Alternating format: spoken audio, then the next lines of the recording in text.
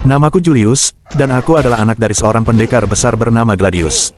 Tapi aku tidak ingin kalian berpikir bahwa hidupku mudah hanya karena nama itu.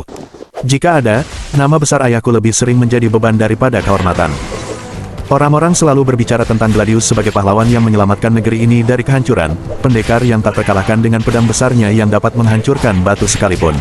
Tapi yang mereka tidak tahu adalah aku nyaris tidak mengenal sosok itu. Ayahku menghilang ketika aku masih sangat kecil, meninggalkan aku dan ibuku di sebuah desa kecil di tepi hutan. Ibuku adalah seorang wanita kuat. Meski ia tidak memiliki tubuh kekar seperti ayahku, ia memiliki kekuatan yang lain, kekuatan hati dan kebijaksanaan yang tak terkalahkan. Ia mengajarkanku banyak hal, tentang keberanian, tentang kebaikan, dan tentang memilih untuk berjuang meskipun semua terasa mustahil. Tapi aku tahu, di dalam hatinya, ia juga merindukan ayahku. Aku tumbuh mendengar cerita tentang Gladius, tentang pertempuran-pertempuran besarnya, dan tentang bagaimana ia menghilang setelah menghadapi makhluk kegelapan di puncak gunung yang jauh. Orang-orang berkata ia gugur, tetapi ibuku selalu percaya bahwa ia masih hidup, entah di mana. Bagiku, aku tidak peduli ia hidup atau mati. Aku hanya ingin tahu mengapa ia meninggalkan kami. Ketika aku berumur 16 tahun, aku menemukan sesuatu yang mengubah hidupku selamanya. Di bawah lantai kayu rumah kami, tersembunyi sebuah peti tua. Saat membukanya, aku menemukan pedang besar yang penuh ukiran aneh. Aku tahu, ini adalah pedang legendaris yang selalu disebut dalam cerita tentang ayahku. Saat itu aku percaya pedang ini bernama Solus. Tapi di kemudian hari, aku belajar kebenarannya. Pedang ini bernama Maximus, senjata yang diciptakan untuk membasmi kegelapan dari dunia ini. Ketika tanganku menyentuh Maximus, sesuatu yang aneh terjadi. Aku melihat kilasan bayangan, ayahku berdiri di puncak gunung, bertarung melawan makhluk gelap yang lebih besar dari apapun yang pernah kubayangkan. Ia tampak kelelahan, tetapi di tengah-tengah pertempuran itu, ia menoleh dan berbicara kepadaku. Suaranya bergema, meski aku tahu itu hanya dalam pikiranku. Ia berkata, "Julius, waktumu telah tiba. Ambil Maximus dan habisi mereka semua. Dunia membutuhkanmu." Aku tidak tahu apa maksudnya, tetapi saat itu aku tahu aku tidak bisa lagi tinggal diam di desa. Aku memutuskan untuk pergi, membawa Maximus bersamaku. Pedang itu terlalu besar untukku, berat dan sulit digunakan, tetapi aku merasa itu adalah bagian dari diriku yang harus kubawa. Tujuanku menjadi jelas saat aku meninggalkan desa, aku harus menghancurkan semua ancaman dari golongan hitam. Dari cerita yang kudengar, mereka adalah musuh-musuh besar yang menghantui dunia ini. Balor the Night Prince, pemimpin dari segala kekuatan kegelapan. Pasukan Demon Gate Forces yang setia kepadanya. Monster liar seperti Muscle Bear dan Fire Breathing Dragon. Makhluk gelap seperti Dark Creatures dan Shadow Soldiers. Penyihir kegelapan seperti Necromancer, yang membangkitkan Undead Warriors. Hewan-hewan yang dirasuki, disebut Corrupted Beasts. Dan Black Wraiths, bayangan hitam yang menyebarkan teror di malam hari. Aku tahu bahwa perjalanan ini tidak akan mudah, tetapi aku juga tahu aku tidak akan melakukannya sendirian. Dalam petualanganku, aku bertemu dengan teman-teman yang luar biasa, Liora, pemanah dari hutan yang melindungi orang-orang lemah, Kael, penyihir muda yang meskipun sombong memiliki hati yang baik, dan Durgon, petarung jalanan yang menjadi pelindungku setelah mendengar nama Gladius. Bersama mereka, aku merasa lebih kuat dan siap menghadapi dunia. Pertempuran demi pertempuran kami jalani. Kami menghancurkan markas pasukan Demon Gate, mengalahkan Muscle Bear di hutan liar, dan melawan Fire Breathing Dragon di pegunungan berapi. Tapi tantangan terbesar adalah menghadapi Balor the Night Prince. Ia adalah musuh terakhir, penguasa dari segala kegelapan. Saat pertempuran terakhir di puncak gunung, aku akhirnya memahami pesan ayahku. Pedang Maximus bersinar terang ketika aku menyerang Balor, menghancurkan kekuatan jahatnya untuk selamanya. Ketika Balor kalah, aku merasa beban besar terangkat dari dunia ini. Kegelapan yang selama ini menyelimuti negeri mulai memudar. Tapi bersama dengan kemenangan itu, aku juga kehilangan sesuatu. Ayahku, yang telah menjadi bagian dari kegelapan, menghilang bersama Balor. Sebelum ia pergi, ia menatapku dan berkata, "Julius, kau telah melakukan apa yang tidak bisa kulakukan. Kau adalah harapan dunia ini." Aku kembali ke kerajaan bersama teman-temanku, membawa Maximus sebagai simbol kemenangan dan tanggung jawab besar. Kini aku tahu, menjadi pahlawan bukanlah tentang nama besar atau kekuatan, tetapi tentang keberanian untuk melindungi apa yang benar, meskipun itu berarti melawan segalanya sendirian. Kebangkitan bayangan baru. Saat Julius dan teman-temannya kembali ke kerajaan, mereka mulai mendengar desas-desus tentang kelompok yang disebut Tangan Kegelapan, sekumpulan pengikut fanatik Balor yang berniat menghidupkan kembali penguasa kegelapan itu. Mereka tidak hanya mengandalkan sihir gelap, tetapi juga menyusup ke kerajaan, memanfaatkan politik dan kekuasaan untuk menciptakan kekacauan. Julius, yang kini dikenal sebagai pembawa Maximus, merasa bertanggung jawab untuk menyelidiki ancaman ini. Bersama Liora, Kael, dan Durgon, Julius kembali ke dunia luar, kali ini menghadapi musuh yang lebih licik dan tersembunyi. Konflik batin. Namun, perjalanan ini tidak hanya tentang melawan musuh eksternal. Julius mulai merasa bahwa pedang Maximus, meskipun merupakan alat kekuatan besar, juga memiliki sisi gelapnya sendiri. Pedang itu tampak mempengaruhi pikirannya, membuatnya lebih agresif dan haus akan pertarungan. Julius harus berjuang melawan godaan untuk menggunakan kekuatan Maximus secara berlebihan. Petualangan ke tanah terlarang. Dalam pencarian mereka, Julius dan teman-temannya menemukan petunjuk bahwa tangan kegelapan mencari relik kuno, cermin kehancuran yang konon mampu membangkitkan jiwa-jiwa yang telah mati. Relik itu tersembunyi di tanah terlarang. Sebuah wilayah yang tidak pernah dijelajahi karena dipenuhi bahaya dan makhluk yang bahkan lebih mengerikan dari yang pernah mereka hadapi sebelumnya. Pengkhianatan tak terduga. Di tengah perjalanan, Julius mulai merasakan perpecahan di antara teman-temannya. KL, yang selalu merasa diremehkan, mulai terpengaruh oleh sihir gelap dan tergoda untuk menggunakan cermin kehancuran untuk tujuan pribadinya. Konflik ini memuncak dalam pertarungan emosional antara Julius dan KL, di mana Julius harus memilih antara menyelamatkan temannya atau melindungi dunia. Akhir yang baru. Jika kisah ini terus berlanjut, Julius dapat menemukan kebenaran baru tentang pedang Maximus, hubungannya dengan Gladius, dan bagaimana kekuatan kegelapan terus berusaha menguasai dunia. Pada akhirnya, Julius mungkin harus membuat keputusan besar. Apakah ia akan terus menggunakan Maximus atau menghancurkannya untuk menghentikan siklus kegelapan yang berulang? Namaku Julius, anak dari Gladius, dan aku berpikir bahwa akhir dari Balor the Night Prince akan menjadi akhir dari perjuanganku melawan kegelapan. Tetapi aku salah, kekalahan Balor tidak menghapus jejaknya sepenuhnya. Dunia kami, meskipun tampak damai di permukaan, mulai berguncang oleh bayangan baru yang perlahan merayap dari kegelapan. Desas-desus tentang kelompok bernama Tangan Kegelapan mulai terdengar. Mereka adalah pengikut setia Balor, orang-orang fanatik yang percaya bahwa Sang Pangeran Kegelapan seharusnya menjadi penguasa sejati dunia. Dengan Balor hancur, mereka tidak berhenti. Mereka beralih ke cara-cara licik, menyusup ke kerajaan, mempermainkan politik, dan menciptakan kekacauan dari dalam. Ketika aku dan teman-temanku, Liora, Kael, dan Durgon, kembali ke kerajaan, kami mendapati bahwa situasinya jauh lebih buruk dari yang kami bayangkan. Para petani kehilangan tanah mereka karena pajak yang tiba-tiba melonjak, kaum bangsawan saling menjatuhkan demi kekuasaan. Dan desas-desus menyebar bahwa Maximus, pedang legendaris di tanganku, adalah penyebab dari semua ini. Aku merasa bertanggung jawab atas kekacauan yang terjadi. Dunia tidak seperti yang kubayangkan setelah kemenangan kami. Setiap langkahku membawa beban lebih berat, dan Maximus, pedang yang telah menyelamatkan dunia, terasa seperti menyimpan rahasia yang belum aku pahami sepenuhnya. Malam itu, aku bermimpi lagi. Di dalam kegelapan, aku melihat Balor. Tetapi kali ini, ia tidak tampak seperti penguasa yang penuh kebencian. Ia terlihat rapuh, hampir manusiawi. Suaranya bergema dalam pikiranku, kegelapan tidak pernah benar-benar mati, Julius. Aku hanyalah awal dari perjalananmu. Ketika aku terbangun, aku tahu bahwa perjuanganku belum selesai.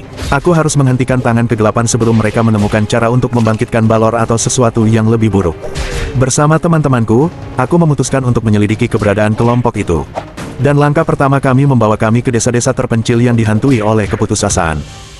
Di salah satu desa, kami bertemu seorang wanita tua yang berbicara tentang relik kuno bernama Cermin Kehancuran. Legenda mengatakan bahwa cermin itu dapat membangkitkan jiwa-jiwa yang telah mati, dan tangan kegelapan kini mencarinya. Relik itu tersembunyi di tanah terlarang, wilayah yang tak pernah dijelajahi karena dipenuhi makhluk buas dan kutukan mematikan. Perjalanan menuju tanah terlarang penuh tantangan. Setiap langkah membawa kami lebih dalam ke wilayah yang tidak pernah disentuh oleh manusia. Liora, dengan insting tajamnya, membimbing kami melewati perangkap tersembunyi. Sementara Durgon melindungi kami dari serangan makhluk-makhluk aneh yang menyerupai bayangan hidup. Namun, aku mulai menyadari ada yang berubah pada KL. KL, sahabatku yang paling sering menggunakan akalnya untuk menyelamatkan kami, mulai menunjukkan perilaku aneh. Ia tampak semakin tertarik pada legenda cermin kehancuran, bahkan lebih daripada menghentikan tangan kegelapan itu sendiri. Ia mulai berbicara tentang bagaimana cermin itu bisa digunakan untuk tujuan yang lebih besar, membangkitkan mereka yang telah gugur demi kebaikan dunia. Kata-katanya mengkhawatirkanku, tetapi aku tidak ingin mempertanyakannya terlalu jauh. Ketika kami akhirnya menemukan lokasi cermin kehancuran, segalanya berubah menjadi kacau. Tangan kegelapan telah lebih dulu tiba di sana, dipimpin oleh seorang penyihir kuat yang dikenal sebagai Aramot. Pertarungan pun terjadi, dan dalam kekacauan itu, Kyle menunjukkan wajahnya yang sebenarnya. Ia mencoba mengambil cermin itu untuk dirinya sendiri. Julius, kita bisa menggunakan ini, katanya dengan mata penuh keyakinan. Kita bisa membawa kembali mereka yang telah tiada, bahkan ayahmu. Apa kau mendengarkan dirimu sendiri, Kyle? Teriakku, mencoba menyadarkannya. Tetapi ia tidak mendengar, ia telah jatuh terlalu jauh ke dalam godaan cermin. Dengan berat hati, aku harus melawan sahabatku sendiri untuk menghentikannya. Perasaan sakit membuncah dalam hatiku ketika aku mengayunkan Maximus untuk menjatuhkan tongkat sihirnya. Tetapi aku tahu bahwa aku tidak punya pilihan lain. Pada akhirnya, kami berhasil menghancurkan cermin kehancuran dan mengalahkan Aramot, tetapi dengan harga yang mahal. Kyle terluka parah, baik secara fisik maupun mental. Setelah pertarungan itu, ia meninggalkan kami, merasa bahwa ia tidak lagi layak menjadi bagian dari kelompok kami. Aku ingin menghentikannya, tetapi aku tahu bahwa ia membutuhkan waktu untuk menemukan dirinya sendiri. Kehilangan seorang teman seperti Kyle membuatku semakin sadar bahwa perjuangan ini bukan hanya tentang melawan kegelapan di luar sana, tetapi juga kegelapan di dalam diri kita sendiri. Kegelapan mungkin tidak pernah benar-benar mati, tetapi aku percaya bahwa harapan dan tekad selalu lebih kuat. Perjalanan ini telah mengubah kami semua, dan aku tahu bahwa masih banyak jalan panjang yang harus kulalui. Meski pedang Maximus kadang terasa seperti beban, aku tahu bahwa aku harus terus maju. Bukan karena aku seorang pahlawan, tetapi karena aku tidak akan membiarkan dunia ini jatuh ke dalam kegelapan lagi. Selama aku bernapas, aku akan terus berjuang, untuk dunia, untuk teman-temanku, dan untuk diriku sendiri. Bab baru, bayangan di balik tirai. Sudah beberapa bulan sejak kehancuran cermin kehancuran dan kepergian Kyle. Dunia tampaknya kembali tenang, tetapi aku tahu kedamaian ini tidak akan bertahan lama. Aku dapat merasakan keberadaan kegelapan yang terus mengintai, dan mimpi-mimpi burukku semakin sering muncul. Mimpi itu selalu sama, aku berdiri di atas reruntuhan kota, memegang Maximus yang bersimbah darah. Di hadapanku berdiri sosok dengan wajah tertutup bayangan, namun tatapan matanya tajam, menusuk hingga ke dalam jiwaku. Setiap kali aku mencoba berbicara, ia hanya berkata, "Segera, Julius. Pilihanmu akan menentukan segalanya." Aku mencoba mengabaikannya, tetapi kata-kata itu terus menghantui.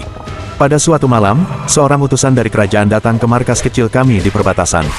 Ia membawa pesan dari Raja Alden, yang selama ini berusaha menjaga kestabilan di tengah kekacauan yang diciptakan oleh sisa-sisa tangan kegelapan.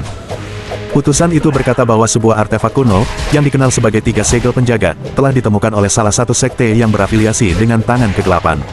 Artefak ini diyakini memiliki kekuatan untuk membebaskan roh Balor sepenuhnya dari dunia bayangan.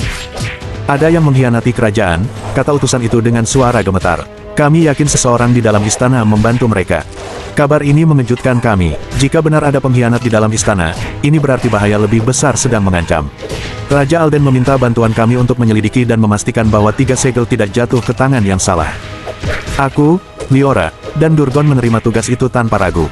Namun, aku tak bisa menghilangkan rasa kehilangan atas kepergian Kyle. Tampaknya, tim kami terasa tidak utuh. Kembali ke istana. Saat tiba di ibu kota, aku segera merasakan sesuatu yang tidak beres. Istana, yang dulunya penuh dengan kehangatan dan keramahan, kini dipenuhi ketegangan. Wajah-wajah yang seharusnya ramah kini tampak tertutup oleh ketakutan, dan setiap sudut ruangan terasa diawasi. Raja Alden menyambut kami dengan hangat, meskipun jelas terlihat bahwa ia kelelahan. "Julius, kehadiranmu memberikan kami harapan," katanya, menepuk bahuku. "Kami kehilangan arah tanpa kalian. Namun, aku dapat merasakan bahwa ada sesuatu yang disembunyikannya. Ada keraguan di matanya, seolah ia tidak sepenuhnya percaya kepada siapapun, bahkan kepadaku." Malam itu, aku berjalan menyusuri koridor istana, mencoba merenungkan langkah selanjutnya. Namun, saat aku melewati ruang pertemuan rahasia, aku mendengar suara-suara yang tidak asing. Apakah kita benar-benar harus melanjutkan ini?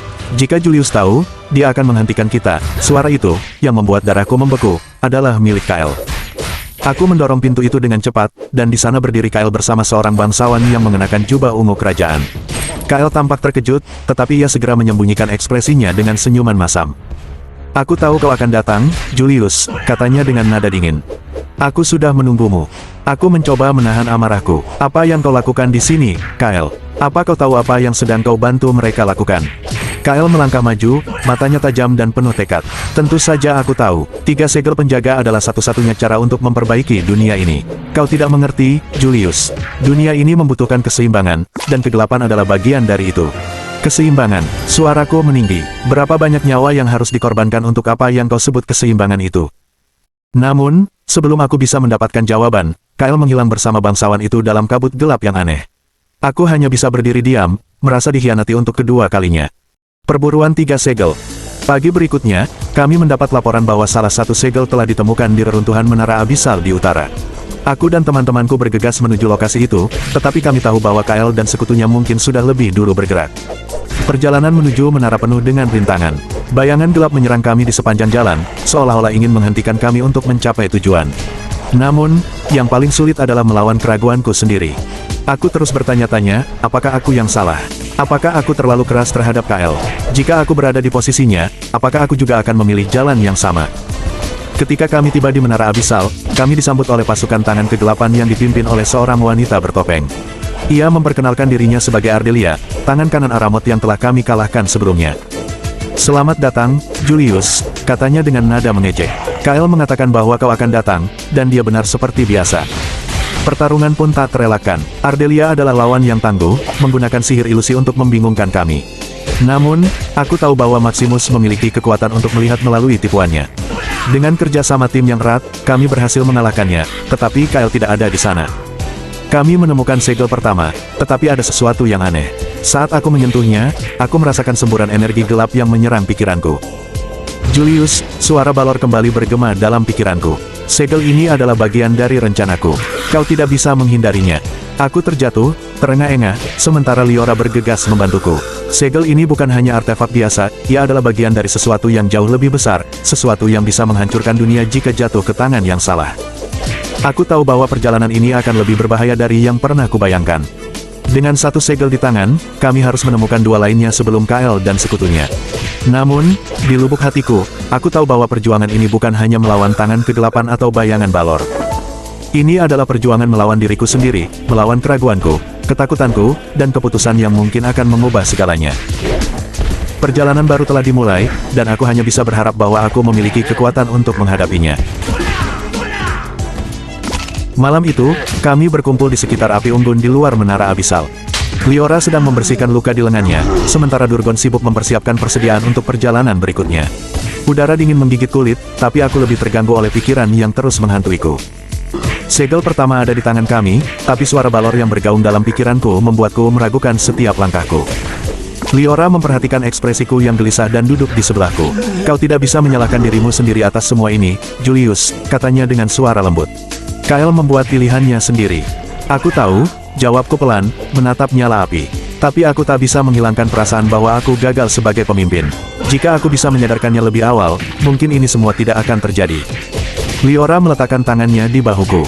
"Kau tidak sendirian, kita semua di sini karena percaya padamu. Bahkan Kael, aku yakin dia masih ada di suatu tempat dalam dirinya yang ingin kembali. Kita hanya perlu waktu untuk menemukan cara mengembalikannya."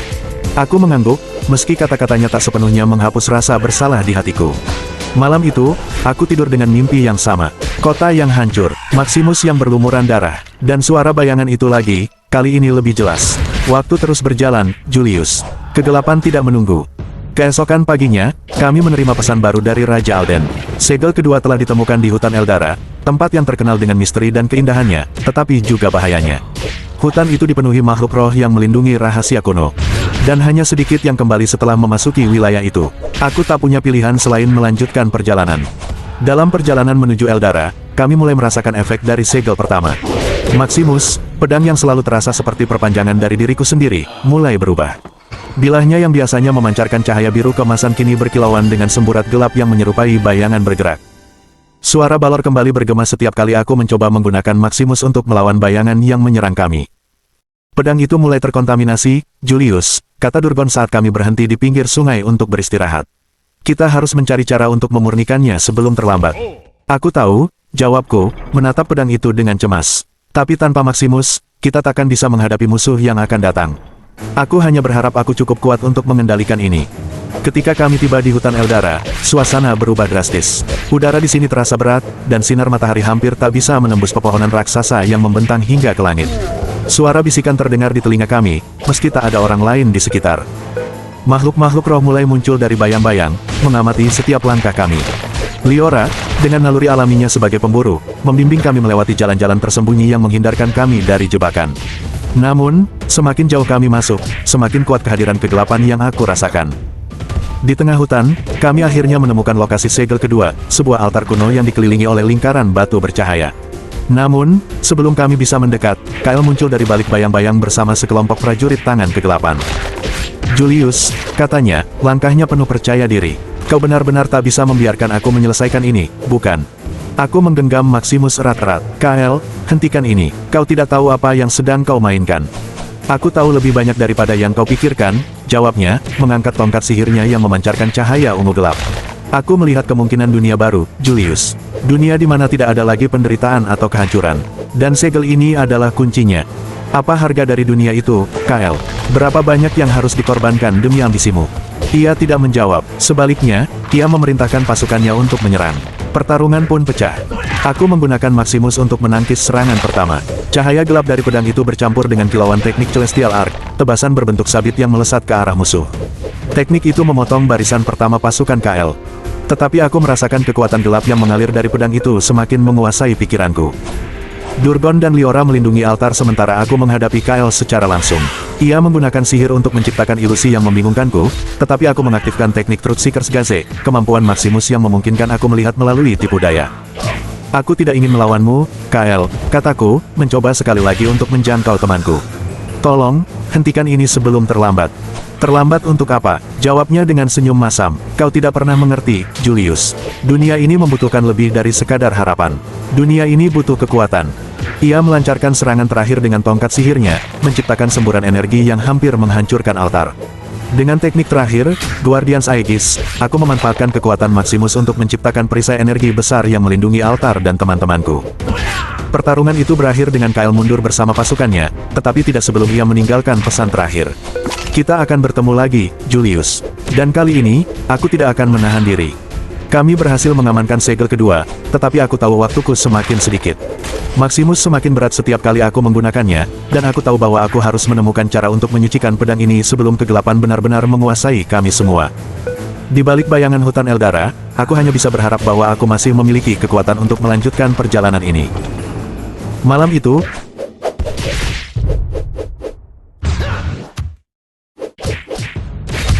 setelah berhasil mendapatkan segel kedua, kami meninggalkan hutan Eldara dengan hati-hati. Perjalanan keluar hutan terasa lebih panjang dan mencekam daripada saat kami masuk. Aku terus memikirkan kata-kata terakhir Kael dan efek kegelapan yang perlahan menyelimuti Maximus. Suara bisikan Balor semakin sering terdengar, seolah menanti momen untuk menguasai pikiranku sepenuhnya. Di tepi hutan, kami bertemu dengan seorang penjaga tua yang tampak seperti bagian dari hutan itu sendiri. Rambutnya panjang beruban, tubuhnya kurus, tapi sorot matanya tajam dan penuh pengetahuan. Dia memperkenalkan dirinya sebagai Rasmus, seorang penjaga kuno yang bertugas menjaga keseimbangan di Eldara. Kau telah membawa sesuatu yang tidak seharusnya meninggalkan tempat ini, katanya sambil menatap Maximus. Kegelapan di dalam pedang itu bisa menghancurkanmu jika tidak ditangani dengan benar. Aku terkejut mendengar ucapannya. Apa yang harus aku lakukan? Aku tidak bisa membuang Maximus, itu satu-satunya senjata yang mampu melawan Kael dan tangan kegelapan. Rasmus mengangguk pelan, seolah memahami beban yang kupikul. Aku bisa memberimu petunjuk, Julius. Di dataran tinggi barat, terdapat sebuah kuil kuno yang disebut Sanctum of Solari. Kuil itu menyimpan sumber kekuatan murni yang mampu menyucikan pedangmu. Tetapi hanya mereka yang memiliki hati yang benar-benar murni yang bisa memasuki tempat itu. Apa kau yakin itu akan berhasil? Tanyaku dengan ragu. Jika tidak, maka Maximus akan menjadi pedang kehancuran, bukan harapan, jawabnya dengan tegas. Dengan arahan Rasmus, kami memulai perjalanan menuju Sanctum of Solari. Perjalanan menuju dataran tinggi tidaklah mudah. Kami harus melewati lembah yang dipenuhi kabut tebal dan rawa-rawa beracun. Di tengah perjalanan, kami dihadang oleh sekelompok makhluk bayangan yang tampaknya terus membuntuti kami sejak dari Eldara. Saat itu, aku memutuskan untuk mencoba sesuatu yang baru. Aku merasakan bahwa Maximus tidak hanya menjadi beban, tetapi juga memberikan semacam dorongan kekuatan di dalam diriku. Aku memusatkan pikiranku pada energi yang bercampur dalam pedang itu, dan tanpa sadar, sebuah teknik baru muncul. Shadow Flare Slash, tebasan cepat yang menggabungkan cahaya dan bayangan menjadi ledakan besar. Teknik itu menghancurkan sebagian besar makhluk bayangan, tetapi aku juga merasakan dampak dari energi gelap yang semakin dalam menggerogoti pikiranku. Liora menatapku khawatir setelah pertempuran usai. Teknik itu, kelihatannya berbahaya, Julius. Jangan terlalu bergantung padanya. Aku tahu, jawabku, menahan napas. Tapi kita tidak punya pilihan lain. Kami tiba di Sanctum of Solari setelah 3 hari perjalanan. Kuil itu berdiri megah di atas tebing tinggi, dikelilingi cahaya keemasan yang memancar seperti pelindung. Saat kami mendekat, seorang penjaga kuil muncul dari dalam. Ia mengenakan jubah putih bersulam simbol matahari dan membawa tongkat bercahaya. Selamat datang, para pencari kebenaran, katanya. Aku adalah Celestian, penjaga kuil ini. Kalian datang dengan membawa kegelapan, tetapi juga harapan. Aku mengangguk hormat dan menjelaskan situasi kami. Celestian mendengarkan dengan seksama sebelum akhirnya berkata, hanya kau yang bisa memasuki inti kuil, Julius. Penyucian ini bukan hanya untuk pedangmu, tetapi juga untuk hatimu. Jika kau gagal, maka baik kau maupun pedang itu akan hilang selamanya. Meski penuh keraguan, aku melangkah masuk ke dalam kuil. Dinding-dindingnya dipenuhi dengan ukiran kuno yang bersinar, menggambarkan pertempuran antara cahaya dan kegelapan. Di tengah ruangan utama, sebuah altar berdiri, dikelilingi oleh air yang berkilauan seperti kristal. Ketika aku meletakkan Maximus di atas altar, cahaya terang langsung menyelimutiku. Suara Balor bergema lebih keras dari sebelumnya, mencoba menggoyahkan tekadku. Julius, suara itu memanggil. Kau tahu kau tidak bisa mengalahkanku. Kegelapan ada di dalam dirimu seperti halnya dalam pedang itu. Terimalah, dan kau akan mendapatkan kekuatan tanpa batas. Aku menutup mataku, mencoba melawan godaan itu. Aku tidak butuh kekuatanmu, Balor. Aku tidak akan menyerah pada kegelapan. Tiba-tiba, aku merasakan energi yang hangat mengalir melalui tubuhku. Suara lain, lembut namun kuat, menggantikan suara Balor. Kau memiliki hati seorang pejuang sejati, Julius. Gunakan kekuatan ini untuk melindungi, bukan menghancurkan. Ketika aku membuka mata, Maximus telah berubah. Pedang itu kini memancarkan cahaya putih keemasan yang bercampur dengan semburat biru lembut, dan aku merasakan beban kegelapan di dalamnya lenyap. Aku juga menyadari bahwa aku telah memperoleh teknik baru, Radiant Tempest. Kombinasi serangan pedang yang menciptakan badai cahaya untuk melindungi sekutu dan menghancurkan musuh. Ketika aku keluar dari kuil, Liora dan Durgon menyambutku dengan senyum lega. Celestian mengangguk puas. Kau telah membuktikan dirimu, Julius. Pedang itu kini menjadi simbol harapan yang sejati. Tapi ingat, perjalananmu masih panjang, dan tantangan yang lebih besar menantimu. Aku mengangguk, merasakan kepercayaan diri yang baru. Dengan Maximus yang telah disucikan dan kekuatan baru yang kumiliki, aku tahu bahwa aku siap untuk melanjutkan perjalanan mencari segel terakhir. Namun, di dalam hatiku, aku juga tahu bahwa pertemuan berikutnya dengan Kyle akan menjadi momen penentuan segalanya.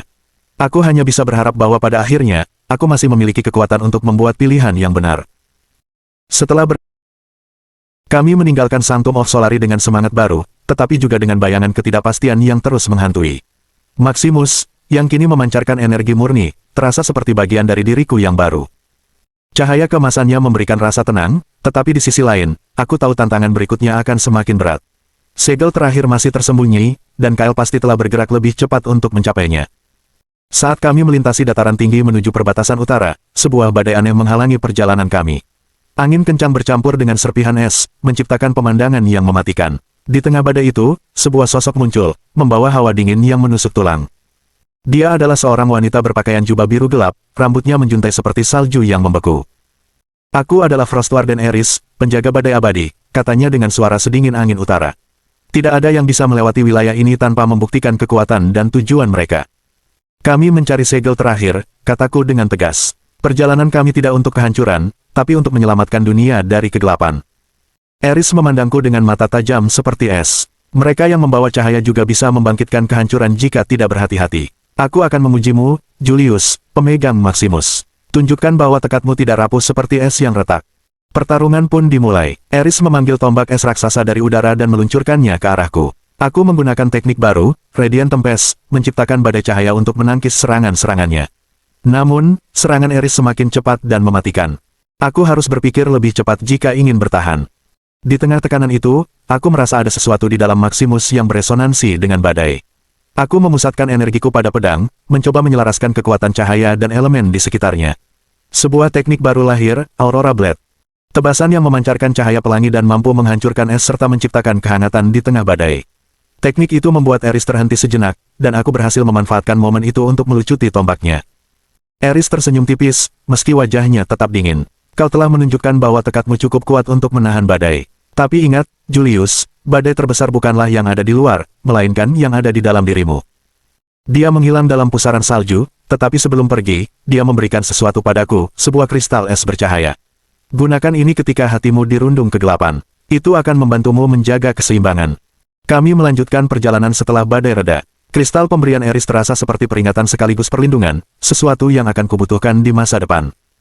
Setelah berminggu-minggu berjalan, kami akhirnya tiba di lembah Eclipsion, tempat segel terakhir tersembunyi. Lembah itu dikelilingi oleh puncak-puncak gunung yang menjulang tinggi, dan di tengahnya terdapat reruntuhan kuno yang memancarkan aura misterius. Namun, sebelum kami bisa mendekat, Kyle muncul, kali ini sendirian. Dia mengenakan jubah hitam dengan simbol-simbol sihir yang berpendar, dan tongkatnya kini terlihat lebih kuat dari sebelumnya. Julius, katanya dengan suara dingin, aku sudah memperingatkanmu untuk tidak menghalangi jalanku. Segel terakhir adalah kunci untuk dunia baru yang bebas dari penderitaan. Aku tidak akan membiarkanmu menghancurkan rencana ini. Kau masih tidak mengerti, Kyle, jawabku. Dunia baru yang kau impikan bukanlah kebebasan, tapi kehancuran. Aku tidak akan membiarkanmu mengambil segel ini.